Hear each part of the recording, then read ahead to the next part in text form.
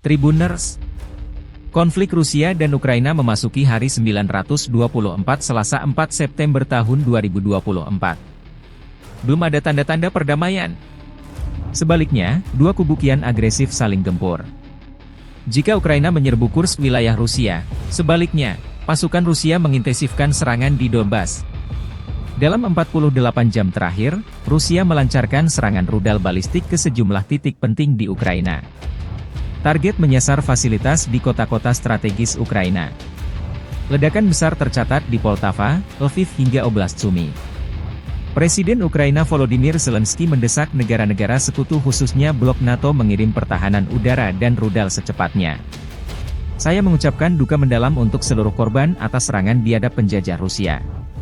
Tidak ada negara selain Ukraina saat ini yang sangat membutuhkan pertahanan udara dan rudal daripada hanya disimpan di gudang, kata Zelensky dalam pernyataan terbarunya. Pasukan Rusia meluncurkan dua rudal balistik ke kota Poltava pada 3 September, menewaskan sedikitnya 51 orang dan melukai lebih dari 271 orang, kata Presiden Volodymyr Zelensky. Institut Komunikasi Militer dan fasilitas medis di dekatnya terkena serangan itu. Bangunan lembaga pendidikan itu hancur. Interval waktu antara alarm dan kedatangan rudal mematikan itu begitu singkat sehingga orang-orang terperangkap selama evakuasi ke tempat perlindungan bom, kata Kementerian Pertahanan Ukraina. Banyak orang masih terjebak di bawah reruntuhan, sementara tim penyelamat dan medis terus bekerja di lokasi kejadian. Hingga sekitar pukul 2 siang waktu setempat, layanan darurat menyelamatkan 25 orang, 11 di antaranya dikeluarkan dari reruntuhan, menurut pernyataan Kementerian Pertahanan. Zelensky mengatakan dia telah menginstruksikan penyelidikan operasional terhadap keadaan serangan di Poltava. Poltava adalah kota berpenduduk sekitar 300.000 jiwa, yang terletak di Oblast Poltava di Ukraina Tengah. Kota ini terletak sekitar 120 km, 75 mil, dari perbatasan dengan Rusia, dan 230 km, 143 mil, dari garis depan timur. Kota dan wilayah sekitarnya merupakan target rutin serangan pesawat nirawak dan rudal Rusia. Serangan rudal Rusia juga menghantam gedung universitas di kota Sumy di timur laut, kata otoritas regional Sumy pada 3 September waktu Kiev. Administrasi militer Oblast Sumy mengatakan pasukan Rusia menggunakan bom berpemandu kabupaten selama serangan ini. Beberapa ledakan lagi telah dilaporkan di Sumy, menyusul serangan terhadap gedung universitas, menurut media Ukraina Suspilne. Pada 1 September, pasukan Rusia menyerang pusat rehabilitasi sosial dan psikologis anak-anak dan panti asuhan di Sumy. 18 warga sipil terluka, termasuk 6 anak-anak. Oblast Sumy berbatasan dengan Oblast Bryansk, Kursk, dan Belgorod di Rusia. Sekitar 21.000 penduduk telah dievakuasi dari Oblast Sumy sejauh ini. Serangan rudal jelajah Rusia juga menghantam kota Lviv. Setidaknya 3 warga sipil tewas dan 25 orang terluka di Lviv dalam serangan 3 September malam. Gubernur Oblast Lviv Maxim Kositsky dan Wali Kota Andriy Sadovy melaporkan beberapa ledakan terdengar di kota tersebut di tengah peringatan serangan udara nasional saat Rusia meluncurkan pesawat nirawak dan rudal ke negara tersebut. Korban jiwa dilaporkan di Lviv dan Kryvyi Rih. Korban tewas di Lviv termasuk seorang gadis berusia 14 tahun, seorang perawat berusia 50 tahun di sebuah klinik lokal, dan seorang pria, kata pihak berwenang. Ada 5 anak di antara yang terluka, termasuk seorang anak laki-laki berusia 10 tahun. 15 orang dipindahkan ke rumah sakit setempat setelah serangan tersebut, menurut wali kota. Beberapa gedung di dekat stasiun kereta api pusat terbakar setelah serangan tersebut.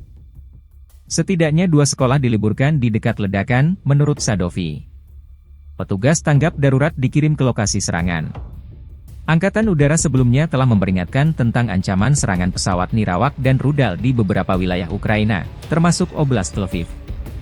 Lviv, yang terletak sekitar 540 km, sekitar 335 mil, di sebelah barat Kiev, masih menjadi salah satu target serangan pesawat nirawak dan rudal Rusia. Kota ini berjarak sekitar 70 km, sekitar 43 mil, di sebelah timur perbatasan Polandia. Moskow belum mengomentari secara khusus serangan di Poltava, Lviv dan Sumy tetapi di media sosial Telegram pro-Rusia, serangan ini bahkan diklaim menewaskan ratusan orang dengan 200 lainnya terluka di Poltava. Dalam unggahan rutinnya, Kementerian Pertahanan Rusia menyebut pihaknya melancarkan serangan ke sejumlah titik di Ukraina dengan rudal jelajah hingga drone. Pagi ini, Angkatan Bersenjata Federasi Rusia melancarkan serangan besar-besaran dengan senjata presisi jarak jauh berbasis udara dan laut, penerbangan taktis operasional Angkatan Udara Rusia, dan kendaraan udara nirawak serang terhadap fasilitas infrastruktur energi penting yang memastikan pengoperasian kompleks industri militer Ukraina. Sasaran serangan adalah gardu listrik di wilayah Kiev, Vinnytsia, Zhytomyr, Khmelnytskyi, Dnipropetrovsk, Poltava, Mykolaiv, Kirovograd, dan Odessa. Stasiun kompresor gas di wilayah Lviv, Ivano-Frankivsk, dan Kharkiv, yang memastikan berfungsinya sistem transportasi gas Ukraina, juga rusak. Selain itu, tempat penyimpanan senjata penerbangan yang dipindahkan ke Kiev oleh negara-negara barat di lapangan terbang di wilayah Kiev dan Dnipropetrovsk. Semua target yang ditunjuk telah terkena dampak, mengakibatkan pemadaman listrik, mengganggu transportasi kereta api untuk membawa senjata dan amunisi ke jalur kontak tempur, bunyi pernyataan resmi militer Rusia.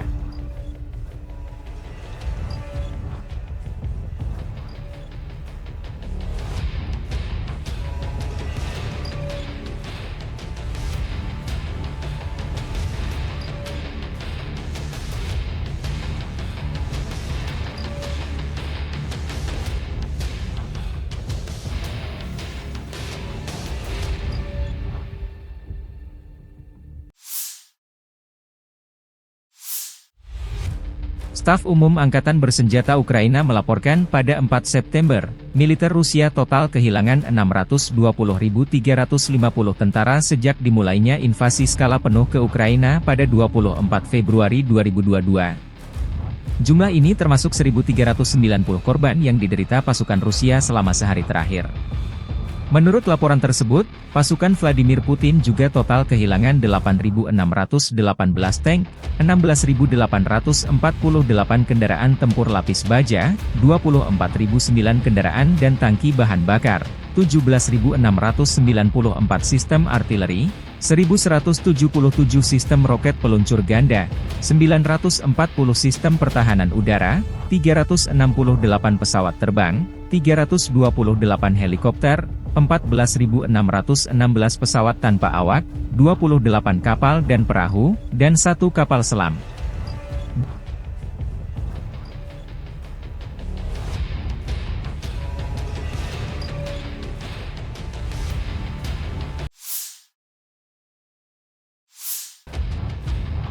Dalam 24 jam terakhir, Angkatan Udara Ukraina melaporkan bahwa pasukan Ukraina menjatuhkan 27 pesawat tanpa awak Shahed di atas Kiev, Odessa, Kharkiv, Mykolaiv, Kherson, Poltava, Chernihiv, dan Sumy, bahwa 6 Shahed tidak mengenai target mereka, dan bahwa 2 pesawat tanpa awak Shahed terbang menuju Oblast Belgorod dan menduduki Oblast Donetsk. Presiden Ukraina Volodymyr Zelensky mendesak negara-negara barat kebutuhan Ukraina akan lebih banyak sistem pertahanan udara dan pencegat serta meminta negara-negara barat untuk mencabut pembatasan terhadap pasukan Ukraina yang melakukan serangan jarak jauh terhadap target militer di Rusia karena pembatasan tersebut menghambat Ukraina untuk bertahan terhadap serangan jarak jauh Rusia. Sementara Menteri Luar Negeri Ukraina Dmytro Kuleba mengatakan kepada CNN pada tanggal 3 September bahwa hanya sistem pertahanan udara Patriot dan SAM-T yang mampu mencegat rudal balistik Rusia.